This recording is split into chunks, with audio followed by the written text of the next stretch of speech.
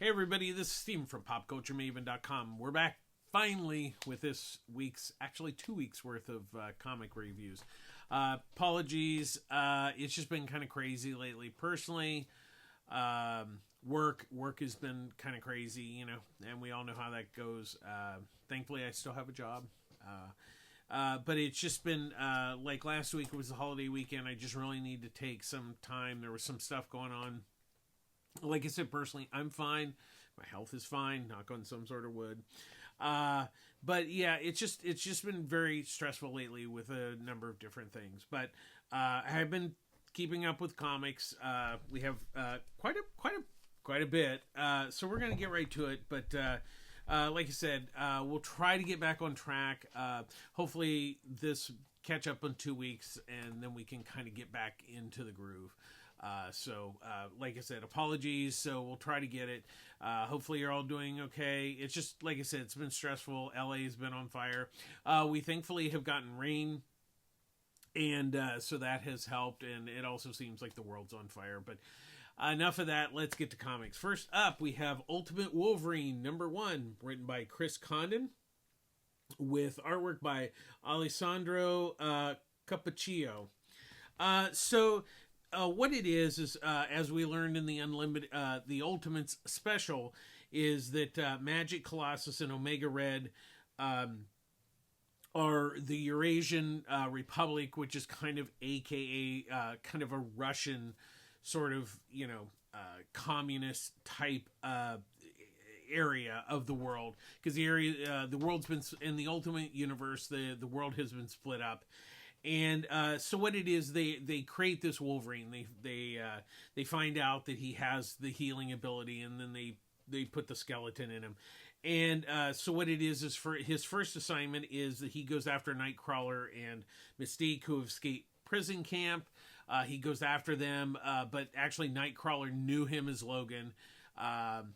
It really, that's the basic of the first issue. It really reminded me of somewhat of the premise of Superman Red Son, where instead of Superman landing in Kansas, he landed in Russia and became, a Russian agent. It kind of has that feel to it. I mean, it's I think the problem I kind of had with it, similar problem I had with Black Panther, is it really didn't seem very different from Wolverine. I mean, I don't expect to be hugely different, but it just, like the origins kind of basically the same. They find a guy, he has healing powers. Oh, let's put an titanium skeleton on him. So it was kind of like, very, it was okay. Condon script, it does the job. It sets everything up. But it just, it didn't feel really particularly hugely fresh to me, fresh and different.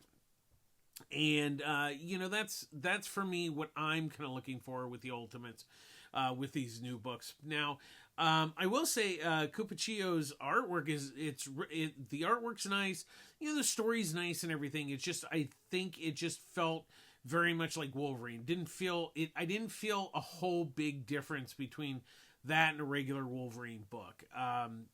Slightly different, but not enough to make it, for me, really stand out. Decent, but didn't stand out. Next up, we have Absolute Wonder Woman #4, written by Kelly Thompson, with artwork by Hayden Sherman. So this one, this issue, we meet Etta Candy. We also meet her sister, Gia Candy, who is kind of a witch. She deals in herbs and stuff. And what it is Diana, one, she needs to get her arm back to battle the monster that's trying to destroy the city. And so she goes to Steve takes her to Etta, and Gia gets all the ingredients she needs, so she can battle the monster. And so that's really kind of what this issue is about. There is a surprise, another character from the Wonder Woman mythology, Kale, that's all I'll say, shows up. And that'll be interesting to see how she fits into the story going forward. I really like what Thompson and Sherman are doing here. Thompson's script is just really, every issue is just kind of like, it's so exciting and so fresh and so new. And yet, once again, it's kind of the difference between, say, this and Ultimate Wolverine. This is still very much Wonder Woman. It's a very different Wonder Woman, without changing what makes Wonder Woman Wonder Woman. And I think you can see, for me, it's kind of the reflection between this book and the regular Wonder Woman book that Tom King's writing, which I'll be reviewing in a little bit. But it's just the way Thompson really, gives, is really taking her time in setting this, this first story arc up, but she moves it along quite nicely where, it's such a great balance between, moving the story forward, and yet, kind of dealing with the exposition that, goes with that. And then Sherman's artworks, they just do a wonderful job of just the way that they draw it and the way that the panels are laid out. It's so refreshing and just different, and it's just, the artwork is just absolutely gorgeous. I love this book. This is really just, for me, the really the best. I'm enjoying it the most out of the absolute books. I'm not saying that Superman and Batman are bad by any stretch of the imagination, but it's just like, it's just, I think Absolute Wonder Woman is just taking it to such a big different level that I just love it. And it's really just every month it comes out, it's definitely at the top of the reading pile. It continues to be a must-buy book. Next up, we have Howl #1, written by Alyssa Quinty, with artwork by Morissette. So what this is Ziva, she's a young girl, and she's it's set in the late 50s. She's gone to Greenwich Village because she wants to become a writer, and while she's there going to school, she comes along, runs into this science fiction writer, Bert, and she ends up, she kind of falls in love with him, and he's been writing science fiction short stories, but then he's trying to write this novel. He's having writer's block, and Ziva is actually kind of helping him a bit, and so there's also kind of a subplot going on that there's kind of this alien possession story going on, which hence goes with the science fiction slant of the story. And it was really quite interesting. I think Quinty really sets up the story quite nicely. For me, the big win is Morissette's artwork, which is really just, it really is just, kind of has a little bit of a cartoony look, but it really fits the tone of set in the 1950s and everything. So I really liked it. Like I said, I really like this story. This was a really nice, surprising book. And I know that Ahoy has, kind of, they've put out a fair number of books, but this one's really well worth checking out. I really enjoyed this book, and kind of excited to see where where Quinty and Morissette takes the book from here, because there's a nice twist at the end, and it'll be interesting to see. But I really like this book. It's well worth checking out. Next up, we have The New Gods #2, written by Ram V, with artwork by Evan Cagle. And the guest artist for the first few pages this issue is Jesse Lonergan. So what this is Mr. Miracle has been tasked by Orion to, save this god that is on Earth. He's a god, but he doesn't know he's a god. He's this child. And Orion has been sent by Highfather to kill the child. So Scott, basically is struggling with kind of like, he knows he needs to save this kid, but how does he do that? So he tries to sneak off. Barta catches him. It does not end well for him. He's going to be on diaper duty for quite a while. But we also learn in this issue that Maxwell Lord is kind of involved in this whole thing. And then we get to see Seraphan. Now, Seraphan's one of the characters from the Forever People. So Obviously, we're going to see a lot of like different of the New Gods characters showing up. This is kind of the first time in a while that we've seen any of the Forever people, so I'm kind of excited to see, you know, how Ram V kind of introduces all them. The other thing is that because Darkseid is dead, that Apocalypse is kind of in chaos, and Metreon and Desaad are kind of trying to figure out, you know, like what's going on. Is Apocalypse going to survive? You know, the basically the civil war that's going on between the fractions. So that's going on in the background. There's a lot going on, but yet I like how Ram's building all of this.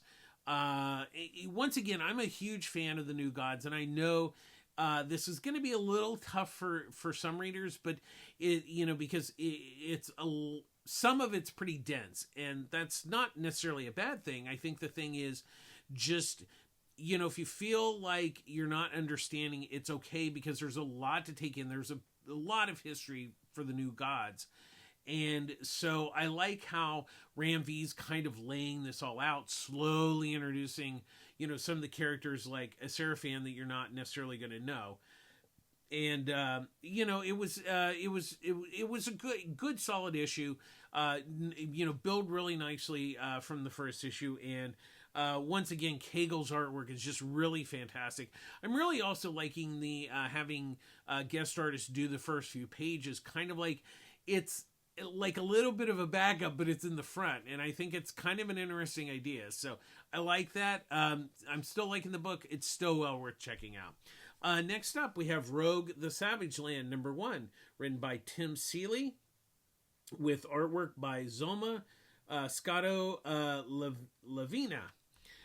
So what it is Rogue has lost her powers, and she's trapped in the Savage Land.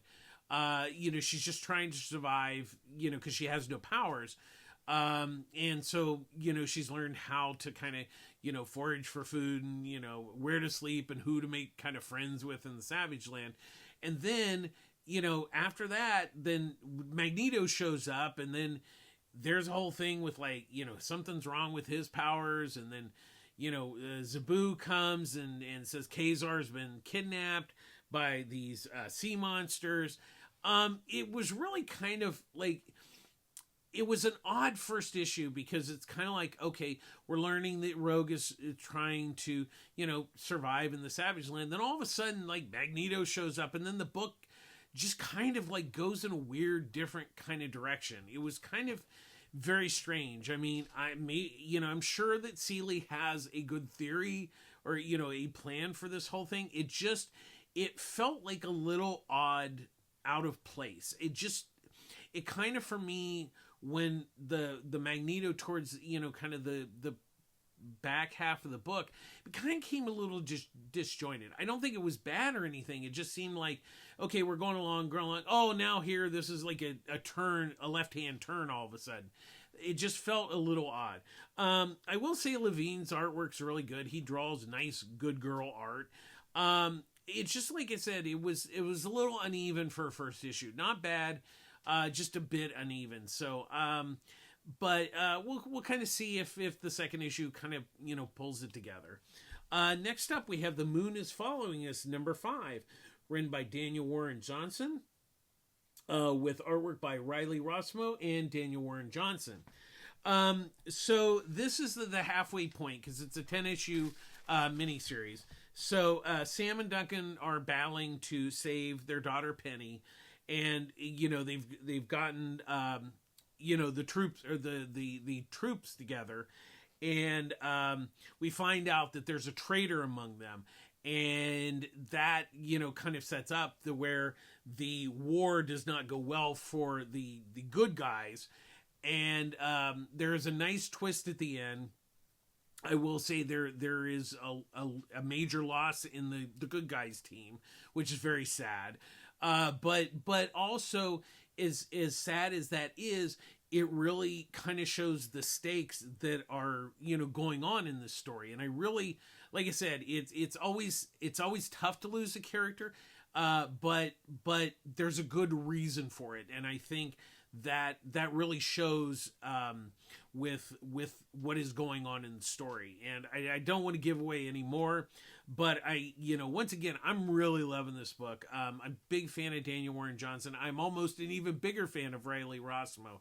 I love his artwork. So what it is Rossmo draws the fantasy world, and then any of the real world artwork is done by Daniel. You'll have some pages that has both of their artwork on the same page. This was a really good like halfway point for the story, because there's a nice little twist at the end. I'm not going to give it away, but I really liked it, and it kind of changes the game a little bit. So that'll be interesting to see. And then of course we have to deal with the traitor within. So that kind of changes some of the story, or some of the things that we thought about too. So that's going to be interesting going forward. Still continue to love this book. Still just, it's a must buy. It's really great. Next up we have Wonder Woman number 17, written by Tom King with artwork by Daniel Saint-Pierre. So what it is Sovereign has kind of been, he's kind of underground. He's hiding out in one of the last houses. And so what it is Donna, Wonder Girl, and Flora go to, not so much to capture him per se, but to kind of smoke him out, because basically Diana, they've decimated his fortune. He's pretty much lost his, most of his power, and he's still got his like gang of bad guys helping him hide out. And so the Wonder Girl team goes in to kind of take care of them, and it is really spectacular. It is great. Plus we with the ongoing kind of story of Diana with Trinity is a baby, there's that going on, where she's explaining about her father, Steve Trevor, and how she's meant to be. So that's kind of interesting. But this is really, so now the Sovereign has one last chance to hide out, and I'm not going to say where he's hiding out, but it'll be an interesting last stand, to say the least. I love this book. King is really knocking out of the park. Saint-Pierre's artwork is just absolutely gorgeous. I've always said that doing Wonder Woman is the most thankless and hardest task for any creators on it, and King and Saint-Pierre are just knocking it out of the park on this. I really feel that people are not really getting into this book, and they really need to be. I cannot recommend it enough. It just, every issue just gets better and better, and like I said, King has a long-term plan for this book. So I love this book, and I think it's a must-read every month. Next up, we have TVA number 2, written by Catherine Blair, with artwork by Pierre Perez. So what it is Ghost Spider, Gambit, Poison, Ingrid go to Helltown, where they meet Damon Hellstorm. And, he takes him to Hellstorm Manor, where he takes him to the library, and he has stuff that supposedly has been destroyed, and he actually has it in the library from hell, basically. So what it is, while they're down there, Sylvie shows up. She's the variant Loki, and so there's that going on. And then there's also things going on back at the TVA, and it's just it's quite interesting. Like I said, this is a spin out of the Loki television series, so you definitely have to have seen that to kind of understand what's going on. But they're basically kind of melding that story with kind of the Marvel universe, where there's strange occurrences going on and stuff like that, and they're trying to figure it out. Like I said, if you're a fan of the Loki television show, this is actually a pretty good job of kind of fitting it into the Marvel Comics universe, which is, and of course, Catherine Blair was actually one of the writers on the show, so she kind of knows at least that side, and she seems to do the comic side actually pretty well. And then Perez's artwork is nice. Like I said, kind of said with the first issue, it's very enjoyable for what it is. It didn't, blow my mind or anything, but it was enjoyable. And sometimes that's all you need, is just a fun, enjoyable comic. And this definitely fits the bill. Next up, we have Finders Keepers #1, written by Vita Alea, with artwork by Skylar Patridge.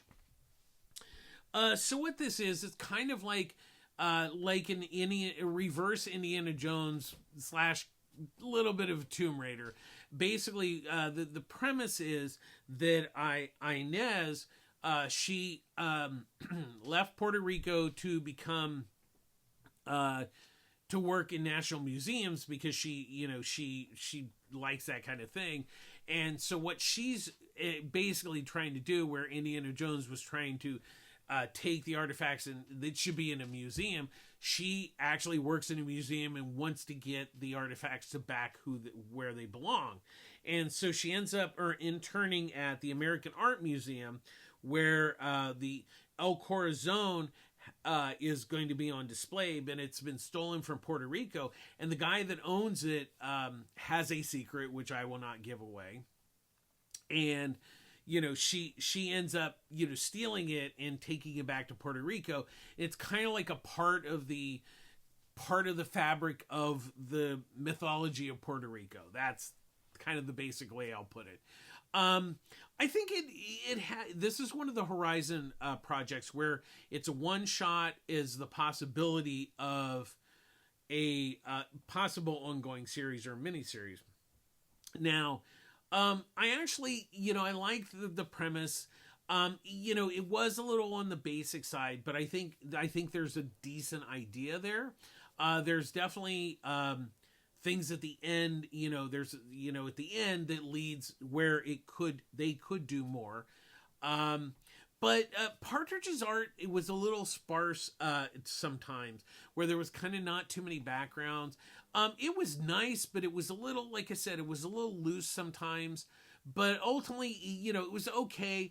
I could see it possibly going forward. I liked it. I just didn't quite love it. And it was one of those things. I mean, if they ended up doing, say, a mini-series or something, I could see some possibilities there. But like I said, it wasn't, for me, it wasn't necessarily the strongest out of the gate. But once again, it is a snapshot of what could be. So, like I said, it was okay. It just didn't overwhelm me. I wasn't super amazed by it. Next up, we have Batman and Robin Year 1, written by Mark Waid, with artwork by Chris Samnee. So what this is, we learned from last issue that the mysterious gang leader had captured Two-Face, and Batman and Robin were there, and they found out that it's actually Anthony Grimaldi that has come into Gotham and wants to take over Gotham. So he's the one that's causing all the chaos with all the fractions of the villains gangs. They're all kind of, everything's in chaos. So they find out that he's in charge. So there's that going on. So now Bruce and Dick are trying to find going to find him. So we also have that. We also have the social services. Miss Lynn is coming to check on Dick because Dick's going out as Robin, and there's a really nice some comedy in there, which is really nice to see. And then of course the big shock of the book is Dick's gonna have to go to school. Oh no. I love this book. I really think it's quite a fascinating concept in the fact that this story really has never quite been told of, kind of the first year of Dick Grayson being under Bruce. And, and I like how Waid and Samnee are balancing both the action and kind of the character-driven parts of this story. Dick wanting to be Robin, but, he has to be a kid at the same time. And, also the whole thing dealing with social services is really, really just kind of genius in a lot of ways. I really love this book. Wade's script is fantastic. Sam Nee's art is just, that guy just is amazing. He's absolutely amazing. It's a gorgeous book. I love it. It's really spectacular. Definitely well worth buying every month. Next up, we have Dr. Doom and Rocket Raccoon #1. It's a one-shot, written by J. Michael Straczynski, with artwork by Will Robson. So the basic premise here is Dr. Doom enlists Rocket Raccoon to help build a time machine to not only go back in time, but he wants to go back before the Big Bang, kind of at the beginning of everything. And, he just, it's why he wants to do it, I will not say. It's just, it's kind of part of like, it's not so much he wants to necessarily take over the world, but there's just alternate reasons why he wants to go and, kind of go to the beginning of time. The banter between Doom and Rocket is really well done. Straczynski, he really finds a balance of kind of, having it, kind of serious, but there's nice humor built into it. And it's really surprisingly a fun little book. And it's a good one and done story. Like I said, it just has a great balance of everything in the story. Robson's artwork is perfect. He really captures like kind of the serious moments, but also does a really great job with the humor of it and everything. And the Rocket expressions are really, really well done. This was a nice surprise. It was a nice little one and done story, which is just, if you can do a one and done story and just nail it, then you've got it. This is well worth checking out. This was a lot of fun. Definitely pick it up this week.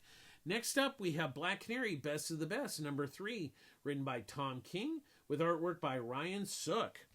So this is round 3. Each issue, there's 6 issues, so there's going to be 6 rounds. So this round, Lady Shiva's really beating the snot out of Black Canary. But really, that's on the surface of what this story is about, but really it's the underneath thing with her and her relationship with her mother. So this issue, Batman comes and trains with Canary, so there's that going on. And we also kind of find out what was going on with her and Vandal Savage and the deal that they have made for this fight. So that's kind of interesting. I don't want to really give anything away. Excuse me. But King and Sook are just knocking it out of the park on this book. Like I said, the fight parts are, kind of on the surface. That's the exciting part. But really it's that story underneath of Diana and the relationship with her mom. So it's a mother-daughter story, and it's just really so well done. And Sook's artwork is just incredible. It is a gorgeous looking book. It is absolutely fantastic. I cannot recommend this book enough. I love it. It's really that good. Next up, we have FML #3, written by Kelly Sue DeConnick, with artwork by David Lopez. So Riley, Patty's son, has been turned into so there's this abandoned house supposedly where witches or witchcraft was performed, and Riley his band did a spell, turned him into a monster, so now he's this monster, but everybody's just accepted that Riley is just this giant monster, which is kind of cool. And so because he's been transformed, their band's playing a big gig tonight. His band is STFU. So he's trying, first of all, when he tries to play the bass, his nails rip up the guitar or the bass wires. So he has to kind of figure out how to play as with this, this transformation. And then there's also the subplot with Patty, the mom, where back in the day, a friend of her group was killed And she has discovered who she thinks or they think murdered her, but there's a big twist that is quite shocking, but like in a good way. And I will not spoil it here, but I'm really digging this book. Just once again, I was a teenage, instead of I was a teenage werewolf, as I was a teenage monster. DeConnick is having a lot of fun with that. And Lopez's artwork is just really, especially with Riley as the monster, he has kind of limited facial expressions, but really he's able to pull it out with that. And with this kind of, past murder mystery is really quite interesting in how these two stories that are, they seem on the surface that they're far apart, but they are very much related, and that's gonna be really interesting as it continues forward. Definitely well worth checking out. I really like this book a lot. Next up, we have Metamorpho, the Elephant Man, or the Element Man, number 2, written by Al Ewing with artwork by Steve Lieber. So this issue, Sapphire Stags. She's stuck in the house because they're hiding from Cyclops that attacked them in the first issue, and so she was supposed to go to perform at a concert, but she couldn't because she's kind of hiding out. And then this new act, Sugar Sweet, shows up, and then we find out that Sugar Sweet is this robot that has been created by the Mad Mod to become like the next, big singer, like the next Taylor Swift type thing, except for it kind of goes wrong. The robot kind of goes rogue and tries to kill Metamorpho and Element Girl, and chaos ensues. This is really a fun book. What I have to really give Ewing is he's really done his homework with Metamorpho, in the fact that he really has captured that kind of goofy origin and the original run of Metamorpho, but he's updated it and kind of bringing it to a new generation. And then of course Steve Lieber is really the perfect artist for this, because he can do kind of the straightforward stuff, but he can also do kind of like the weird Metamorpho stuff. And he is just really a perfect artist for this book. I'm a big fan of his, and I was really happy when they announced that he was drawing the book. And Ewing really is really throwing everything in the kitchen sink at him, and they are working perfectly together. It's really a good book. If you're not really familiar with Metamorpho, this is a really great chance to kind of get to know him and kind of, the kind of goofiness, but yet the, it's like I said, it's goofy, but it's not, it's not a humor book per se. It really, Ewing really balances it, and that's what's always been made Metamorpho really good characters, when you find that balance between, kind of the superhero thing and kind of the goofiness. And Ewing and Lieber have really nailed it here. Next up, we have In Bloom, number 2, written by Michael W. Conrad, with artwork by John J. Rearson. What it is Detective Spears is he's trying to find out. There's been these Bloom murders, and what it is basically spores and funguses have kind of mutated with humans to where so they can basically save the earth in a way, because humans were destroying the earth, and the green has basically kind of melded with humans to save each other in some ways, or basically somewhat take over the world. So this issue we have the beginning of the anti-bloomers who are protesting the bloom, but we also find out about this Lotus cult. It's like, we don't know what they are. We just know that there's something going on, and Detective Spears is kind of like putting two and two together. Like, what does this cult have to do? Does it have to do with the anti-bloomers? Does it have something to do with the bloom? It's kind of unknown, but it's kind of an interesting, the basic structure here that Conrad has done. It's on the surface, it's the basic murder mystery, but what he has done, he's kind of built this, kind of mutation of society.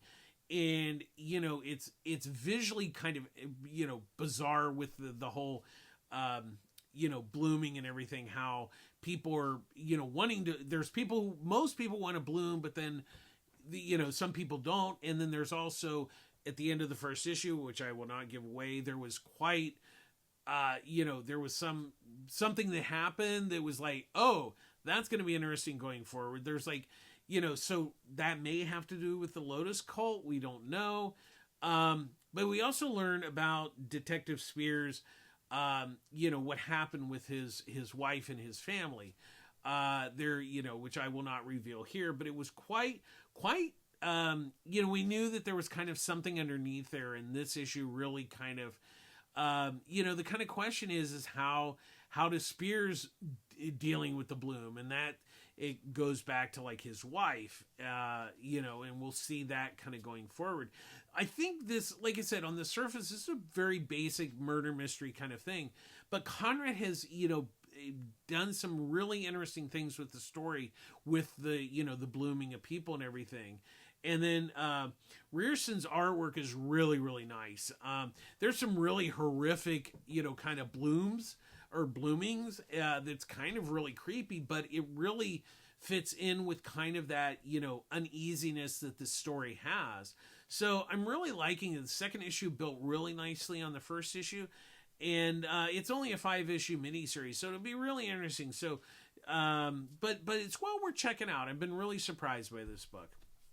Next up, we have Justice League Unlimited #3, written by Mark Waid with artwork by Dan Mora. So we kind of see in this issue, the Atom Project, what they're trying to do is they've kind of come up with this, machine that will hopefully fix heroes' powers. So we see them actually fix Phantom Girl. So Phantom Girl and Plastic Man have kind of exchanged, powers, where Plastic Man's becoming invisible all the time, or Phantom, and then Phantom Girl is basically becoming Plastic Man, except for neither one can kind of control it. And so what the Atom Project is doing is they do it with them. They're able to, exchange their powers and fix them, basically. So there's that subplot that's going on. We also find out that the super terrorist organization is trying to burn down the Amazon rainforest with this magic fire. So you have Superman goes there and he's like, oh, it's magic fire. This is not good for me. So they have to, what's interesting about the way the setup is with Justice League Unlimited is that not only do you have the kind of general superheroes, Superman, Batman, Flash, Green Lantern, that, but Wade's also bringing in all these other characters, like Dr. Occult and, Zatanna, we see Airwave, and we know that there's a bit of a secret going on, but I like what he's doing now. There's a lot, especially these first few issues, there's been a lot going on. There's a lot of heroes running around and everything, but I think the key is that it's not necessarily important that each hero or need to keep necessarily track of them, but I think it's where you there's a bigger picture going on, and he's doing a lot of setup here, but I do like it. I really enjoy it. Like I said, sometimes it seems a little chaotic with the heroes, but ultimately deep down the story is, moving forward nicely. And then of course, look, Dan Mora, his artwork's amazing. He can draw like 1 million people on a page. So he really is the perfect artist for this. I'm having fun with it, and it'll be interesting to see where he takes it. And I like how he's not just using kind of the usual suspects of heroes. He's using lots of different heroes, and I like that a lot. Next up, we have G.I. Joe #3, written by Joshua Williamson, with artwork by Tom Riley. So we found out, in a bit of a spoiler, so if you haven't been reading, that's, we're at the 3rd issue, okay, that Clutch has infiltrated, inadvertently, he's infiltrated Cobra, and so he gets out a message to the Joe team that the Cobra's going after the brainwave machine, and so they have to, it's like a brainwave scanner, and that they have to go get Dr. Monet so it doesn't fall into Cobra's hand. There's that going on, plus there's also, they're trying to figure out, what the tech is that Cobra has, which we know is the Energon. They're using Energon, and, how it fits into the Energon universe. And, so that's kind of this issue. It's moving along. I wouldn't say that this book is blowing me away or anything, but I think it's a good, solid book. I'm not a G.I. Joe person. Of course, I wasn't a Transformers person either, but Daniel Warren Johnson fixed that for me. But I think Williamson and Riley are doing a really nice job here, and I think they're kind of telling there's a lot going on in the G.I. Joe universe, but what I do like is that they're slowly introducing characters. It's not like there's 300 Joes running around. There's lots of Joes, there's lots of villains, but they're slowly building it in, which I think is really a smart move, especially for people that are not super familiar with G.I. Joe. And I think, kind of this slow burn story, slowly introducing characters and stuff into the story has been a wise move. Like I said, it's a fun little book, and like I said, I've never been a G.I. Joe person, but I'm liking what they're doing, so that's kind of a win, I would say. Next up, we have Little Batman Month 1, #3, written by Morgan Evans, with artwork by John Mickle. So Scarecrow has captured Bruce, and he's apparently finally put 2 and 2 together that Bruce Wayne might be Batman. We're not sure. Neither, him and the Penguin are not the brightest bulbs in this universe. And then Damian goes to Joker to try to kind of figure out what's going on, and we find out that the toxin was not destroyed, and that the police, there's corruption within the police who are supposedly guarding the toxin, but they're kind of letting it go. So there's that going on. And of course, Damian's trying to find, his dad. And of course, because he's missing, Alfred and the babysitter are looking for him, but we still don't quite know what's going on with the babysitter. We think there's something going on with her. She may not just be a babysitter, but, this book is a blast. It's based on the Merry Little Batman feature that's on Amazon Prime, and this story takes place after it. And Evans was the writer of that animated movie, and he really obviously knows the universe.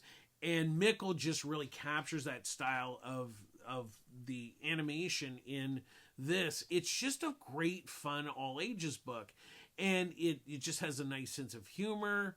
The artwork's amazing. I'm having a blast with this book. Definitely well worth picking up. I love it. It's just a blast. And finally this week, these 2 weeks, we have Black Hammer Spiral City #3, written by Jeff Lemire, with artwork by Teddy Christensen. So Insector is trying to find out, kind of what's going on with Malcolm Gold, who is basically he's become taken over the city. He's the mayor, and he has basically pushed all the heroes to Spiral City, and he wants to basically get rid of all the heroes. Now there's things going on underneath that I will not explain here. But we also have Jose Torres, who was a guard at the kind of Arkham Asylum type place where they just let them all out. And so he's kind of, because he's lost his job, he's going into underground fighting to, because he's married to a normal person and he has normal kids. And so, he has to, make a living. So he's going to go underground fighting. So there's that going on, but there's also like the inspector he is kind of, it started out as a murder. There was a murder in Spiral City, but there's obviously something going on above that. And that also has to do with Malcolm Gold. Look, I have said this before. I'm a huge fan of Black Hammer. I really like this, and what has been really great about most of the Black Hammer miniseries is that they can be read by themselves. If you haven't read Black Hammer, now there is things that are to this story that have been told, but Lemire is really smart. Anything you need to know that has happened in the previous, in the past, he explains so new readers who aren't super familiar know enough to go into the story and not feel lost. And that's a really smart move. He's done that really consistently with the Black Hammer books. Teddy Christensen, I'm a huge fan of his artwork. I'm really happy to see him back. He hasn't done a mainstream book in quite a while, and to jump into Black Hammer was just like, it was just sheer joy. I'm really loving this. I think he's the perfect artist for this. And, once again, it's a Black Hammer book. Just buy it. I always say just buy Black Hammer. If you're not a Black Hammer fan, then definitely you need to you can go back. There's trades of all the stories at this point. You just start at the beginning, and it's good stuff. I haven't been disappointed by anything from the Black Hammer universe. So that's going to do it for these 2 weeks. As always, public service announcement. I get all my comics at Pulp Fiction Comics, Long Beach, California. Ryan Skinner, the owner, runs a great store. There's Annie, Wendy, Derek runs their socials. If you're in the Long Beach, California area, definitely check the store out. It's a great comic shop, great customer service. If he doesn't have something in stock, if he can get it from a distributor, he'll get it for you. And he offers discounts on trades and graphic novels every day. If you set up a pull service for monthlies, you can get a discount on your books. So there's that. But as always, support your local comic shop. They're the backbone of the industry. And things are really rough right now with the Diamond filing Chapter 11 bankruptcy. It's kind of chaotic a little right now for retailers. So like I said, if you order your books, make sure you pick them up on a timely basis, because they have to pay for them before you get them. But as always, support your local comic shop when you can. And we always end our show with be kind to each other, and be kind to yourself. Like I said, it really, there's days where it seems like the world's on fire, and it's tough. I mean, people are out of work, prices of everything have gone up. It's crazy out there. I'm not going to be political or anything, but being kind to each other is really important right now. We have our differences, but being kind has no difference. We're all humans, and we all need to be kind to each other. And that also means be kind to yourself. Take care of yourself. And just take some time out, refuel yourself. And like I said, being kind to yourself and being kind to others really is good for your soul. So just take care of yourselves out there. I know it's tough. Trust me, I know it's tough, but taking care of yourselves and being kind is really will help. That's going to do it. Thanks for watching. Hopefully we'll catch up. We're trying. It's just been a little tougher, so hopefully things will calm down, especially at work, and hopefully other things. But we'll hopefully try to get just back on a weekly basis at this point. I know these get longer with more books. So, but anyways, thanks for watching. This is Steven from PopCultureMaven.com signing off. We'll see you next week. Hopefully, fingers crossed, it all works out. Take care of yourselves. Be kind to yourself. And we'll see you later. Thanks for watching. Bye-bye.